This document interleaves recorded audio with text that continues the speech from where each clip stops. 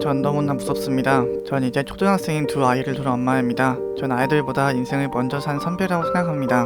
아이들보다 먼저 사회를 맛보고 먼저 사회의 어두운 면을 봤습니다. 그리고 어두운 면은 우리 아이들이 안 봤으면 합니다. 좋은 것만 봤으면 합니다. 그런데 두 아이 중에 마지가 수영을 하고 있습니다. 남편은 취미로 시키라고 하지만 어디 그게 말처럼 쉬운가요? 이왕 하더라도 제대로 하는 게 낫습니다. 우리 아이 스스로도 수영을 제법 재밌어 합니다. 물론 저보다 간절함이 강하지 않지만요. 저는 좀 집중해서 제대로 했으면 좋겠습니다. 어렸을 때 기본기를 좀 탄탄히 다져놓고 여러 대회에서 상을 좀 타 놓아야 앞으로의 일이 수월하니까요. 그런데 우리 아이는 참 마음도 태평스럽습니다. 제 마음만 앞서고 있으니 볼 때마다 제 속만 답답하고 목소리만 커질 뿐입니다. 준호, 너 바보야? 어? 지금 먹을 게 입으로 들어가니? 나 너 때문에 죽겠다 진짜. 너 뭐가 되려고 그래? 어? 그런데 제일 중요한 우리 아이의 실력이 좀처럼 나오지 않습니다. 맨날 4등만 합니다.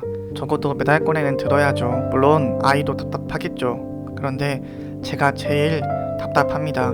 좀만 더 하면, 좀만 노력하면 될 것 같은데 우리 아이 분명 재능 있는데 수영도 남보다 늦게 시작해서 이 정도면 나름 잘하는 편인데 그 조금이 부족해서 맨날 메달권 바뀝니다. 미치겠습니다. 스트레스를 푼다는 것이 경기 끝나고 남편한테 하소연하는 것 뿐입니다. 남편은 그냥 뭐 시큰둥한 편이죠. 진짜 미치겠습니다. 저는요, 성적만 올려준다면 무당 불러서 코치라도 하겠습니다. 그러다가 교회에서 아는 분을 통해 수영 코치를 소개받았습니다. 처음엔 약간 머뭇머뭇 주저하시더군요. 그래서 그분이 가는 교회 주말 예배를 따라갔습니다. 그리고 헌금까지 냈습니다. 그분 것까지요. 저요, 불교 믿어요. 그런데 그렇게 했습니다. 실력 보장받은 수영 코치를 소개받는데 이 정도 못할 게 뭐가 있겠습니까? 이렇듯 나름 각고의 노력으로 소개받은 실력 있는 코치 아이랑 같이 만나러 갑니다. 이런저런 말이 잘 돼서 아이를 맡기기로 했습니다. 그런데요, 수영 코치가 어머님은 수영장에 오지 말랍니다. 당황했습니다. 좀 그랬습니다. 수영 코치 받는 모습도 봐야 저도 뭐가 부족한지 보고 아이랑 같이 노력할 거 아닙니까? 반문했습니다. 그래도 좀 볼 수 있지 않냐고 했더니 목소리 톤이 커지면서 오지 말랍니다. 그래서 알았다고 했습니다. 이 상황에선 아쉬운 건 저니까요. 코치가 갑이고 저는 을입니다. 수영장까지 차로 아이를 데려다 주고 나면 걱정뿐입니다. 우리 아이는 잘 배우고 있을까? 실력 있는 코치라던데 진짜일까? 그냥 아무 코치 소개시켜준 거 아닌가? 내가 들인 공이 얼만데 설마 진짜 실력 있는 코치인데 우리 아이 보더니 가능성 없다고 포기하면 어떡하지? 애가 또 집에서 하던 것처럼 설렁설렁 하는 거 아닐까? 우리 아이 재능 있는데 아이를 보내고 나면 5만가지 생각이 제 하루를 지배합니다. 곧 있으면 대회가 있습니다. 새로운 수영 코치가 와서 맞는 첫 번째 대회입니다. 기대가 남다릅니다. 이번엔 다르겠죠? 달라야 합니다. 저만의 헛된 공상인가요? 모르겠네요. 저는 그냥 기다리는 것 뿐입니다. 수영은 아이가 하는 거니까요. 그런데요, 아이를 수영장에 보내고 나면 저라도 뭔가 해야 될 것 같습니다. 무언가라도 해야 제가 원하는 결과를 얻을 것 같습니다.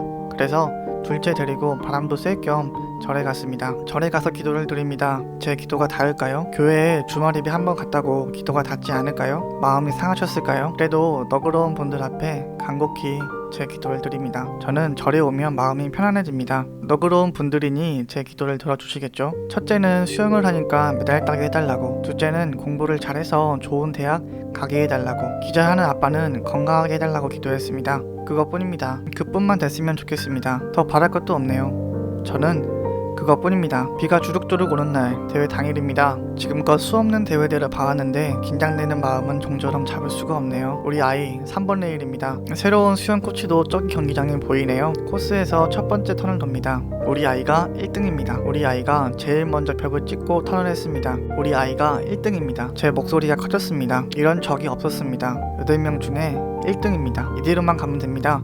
1등입니다. 이대로만 가면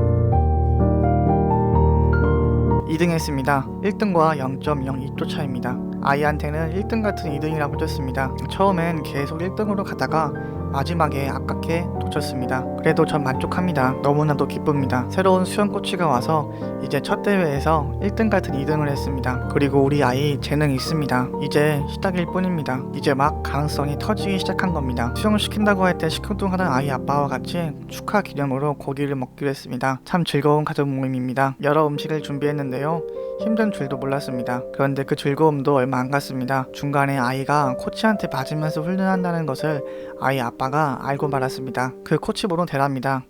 찾아가겠답니다. 그 코치번호 대라고. 애써 준비한 음식은 싸늘하게 식어버렸고 오랜만에 즐거웠던 가족 모임은 그만 뚝 끊기고 말았습니다. 전 사실 이미 아이가 맞으면서 훈련한다는 것을 알고 있었습니다. 아이가 잠든 밤 시퍼렇게 멍든 아이의 등을 보고 알았습니다. 그런데요, 아무 말 하지 않았습니다. 혹시라도 아이의 실력이 상승할 수 있는 절호의 기회인데 그 가능성을 놓치고 싶지 않았습니다. 이제 첫 대회를 앞두고 있는데 맨날 사드만 하던 아이가 바뀌지 않을까 내심 기대하고 있었습니다. 그래서 아무 말 안 했습니다. 정확히는 못한 거죠. 아이한테도 물어보지 못했고 코치한테도 말 못했습니다. 솔직히요, 제 스스로는 아이의 실력만 늘 수 있다면 조금 맞으면서 훈련하는 것도 그냥 넘어갈 수 있다고 생각한 건지도 모르겠습니다. 저도 제 자신을 모르겠네요. 결국 확실한 건 전 아무 문제 삼지 않고 그냥 넘어갔습니다.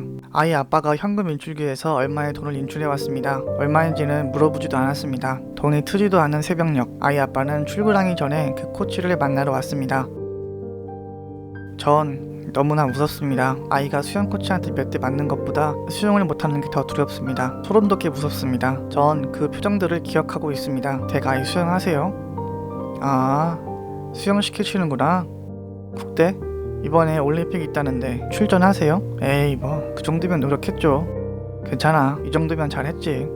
그 정도면 훌륭한 성적이야. 아이가 수영에 실패했을 때 위로라고 몇 마디 하면서 눈에 보이는 동정 어린 표정, 애틋한 표정, 측은하게 보이는 표정이 너무나도 두렵습니다. 저는 사회생활 하면서 알고 있습니다. 그게 얼마나 무서운지, 그게 얼마나 사람 비참하게 만드는지를 말입니다. 전 우리 아이들이 그 심정만을 느끼지 않게 하고 싶습니다. 그리고 1등할 때 바라보는 표정이 얼마나 경이로운지, 자기 간쓸게 다 떼줄 것처럼 아부하고 우상을 숭배하듯이 바라보는지를요, 저는 알고 있습니다. 제 뇌가 아니라 피부가 기억하고 있거든요. 아파서 멍드는 거?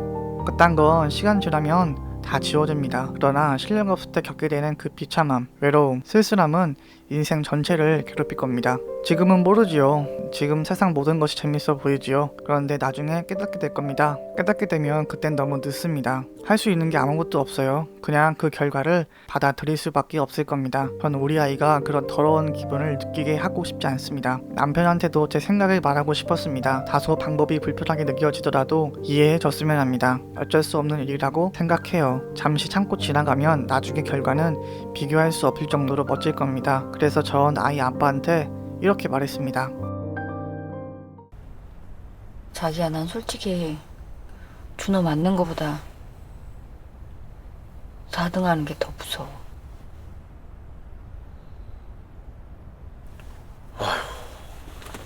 안녕하세요. 이 영화는 정지욱 감독의 영화 4등입니다. 유튜브엔 정말 많은 영화 소개 채널들이 있는데요.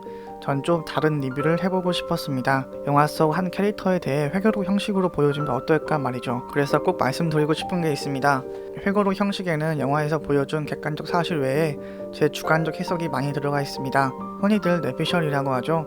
영화를 보면서 제가 인물에 감정이입하면서 해석한 것들이 중간중간에 들어가 있습니다. 한 캐릭터를 고르고 그리고 회고록 형식으로 말하는 데에는 개인적인 아쉬움 때문이었습니다. 종종 영화에서 특정한 캐릭터는 따로 영상을 만들어도 될 만큼 깊이 있는 모습을 가진 경우가 있었거든요. 그리고 감독이 의도한 여러 가지 모습들이 겉으로는 잘 보이지 않지만 은근슬쩍 숨겨진 경우도 있고요. 그래서 영화 리뷰에서 등장인물 중에 하나로 퉁쳐서 지나가는 게 아니라 따로 진지하게 다루고 싶었습니다. 그래서 이 영상을 보실 때 제 주관적인 인물 해석이 많이 들어간다는 점, 그래서 영화에서는 그 내용이 등장하지 않을 수 있다는 점도 이해해 주셨으면 합니다. 영상 시청해 주셔서 감사합니다.